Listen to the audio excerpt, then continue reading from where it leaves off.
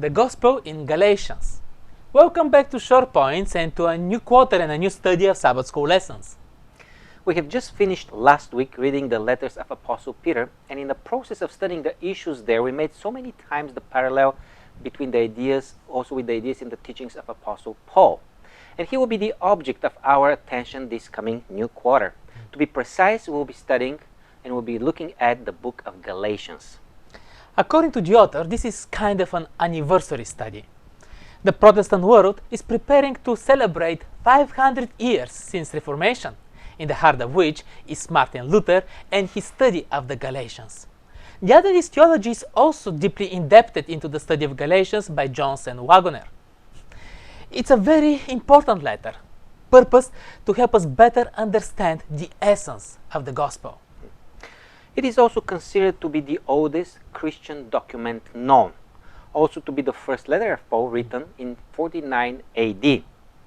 Paul, at this time, has already established a church in Galatia, and a group of Jewish Christians seem to have been enforcing something more than belief in Jesus Christ as a condition for salvation.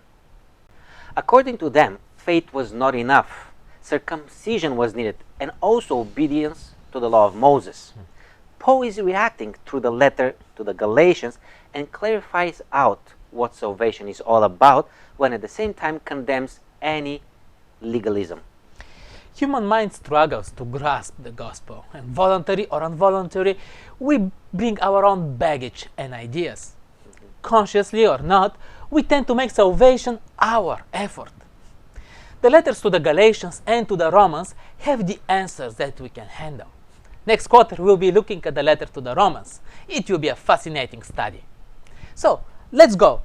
Paul, apostle to the Gentiles. The first lesson. Yeah, and as usual, you would expect that in this lesson we will familiarize ourselves with the author, his life, Paul's life.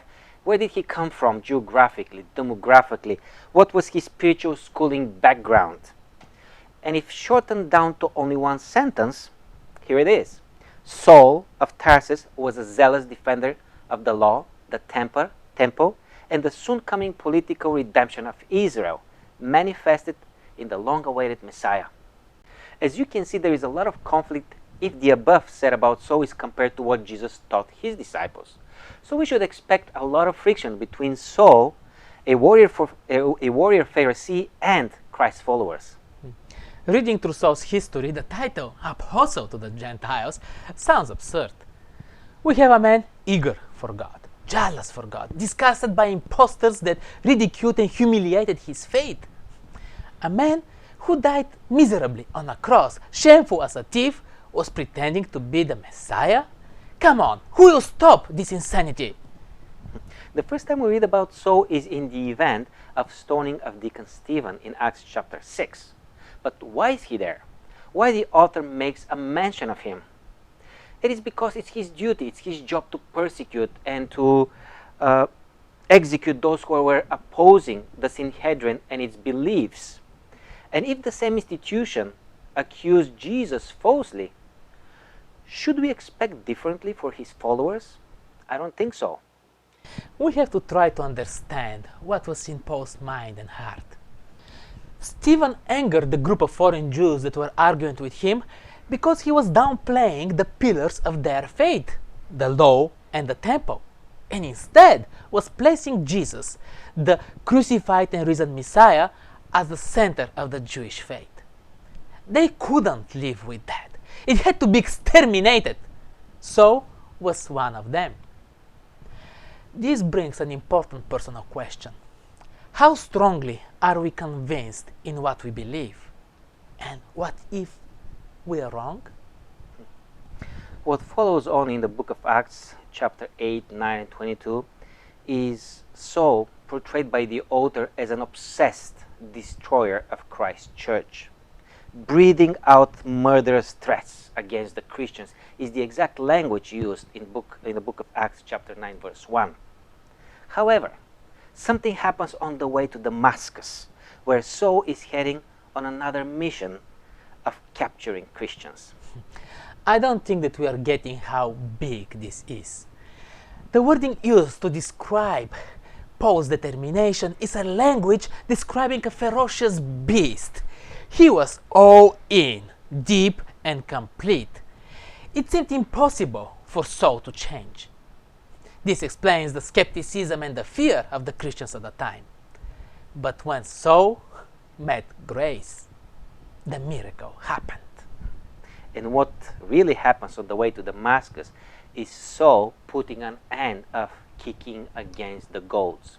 The lesson offers a perspective in which allows for the possibility that God has already been working in Saul's heart previous to that occasion, but Saul resisting it, ignoring it, rejecting it. Now on the way to Damascus, he's fighting God no more. He goes to the city as a persecutor, but he enters the city of Damascus as a believer of Christ. Realizing how blind you were is a painful experience. Saul had to experience it physically as well. The opening of one's heart and mind is a transformation of grace. You can't remain the same person anymore.